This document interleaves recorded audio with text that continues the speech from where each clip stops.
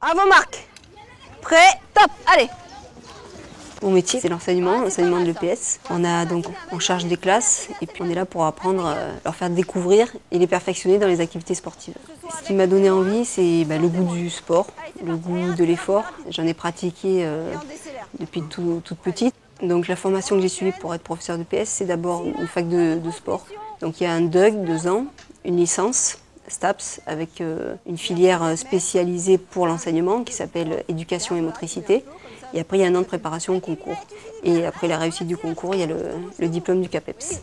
Puis l'obtention, c'est là, 2 ans un an de stage d'abord, avec une moitié de l'emploi du temps en enseignement et une moitié du temps en UFM. Je suis arrivée dans l'académie de Créteil et là, c'est ma 2e année. Pour chaque classe, il y a donc la prise en charge des élèves qui se fait nous dans la cour. Donc on fait notre appel dans la cour. Une fois que l'appel est fait, on les amène sur le lieu d'activité. Donc là, si on est en gymnase ou à l'extérieur, il y a toujours un passage par les vestiaires où ils laissent les sacs qui se changent. Donc là, après, on explique si on peut la séance qu'on va faire. Le matériel est pris par un élève ou deux, volontaire ou désigné. Et après, il y a le trajet sur le lieu d'activité. Donc ça peut être le stade ou ça peut être le gymnase à côté. Et après, on commence le cours normalement avec l'échauffement. Histoire de s'échauffer avant de partir sur la séance et le corps de la séance. Pas chasser, vers moi.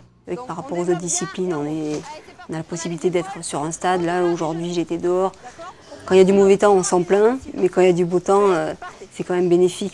Le plus, c'est voir bouger les élèves, les voir pratiquer, les voir prendre du plaisir, s'éclater et faire du sport, c'est un plus. Donc il y a une amélioration, c'est bien.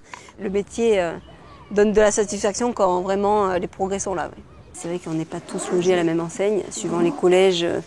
Sur les établissements, les classes sont plus ou moins difficiles. Donc après, ça c'est plus du côté de la gestion, mais ça peut être pénible. Il faut aimer le contact avec les élèves, aimer la transmission du savoir aussi. Un bon prof de PS peut être capable d'avoir vécu les différentes activités qu'il enseigne. Il faut être, je pense, pratiquant polyvalent. On peut avoir comme objectif de passer, on va dire, le diplôme au-dessus qui est l'agrégation, évidemment.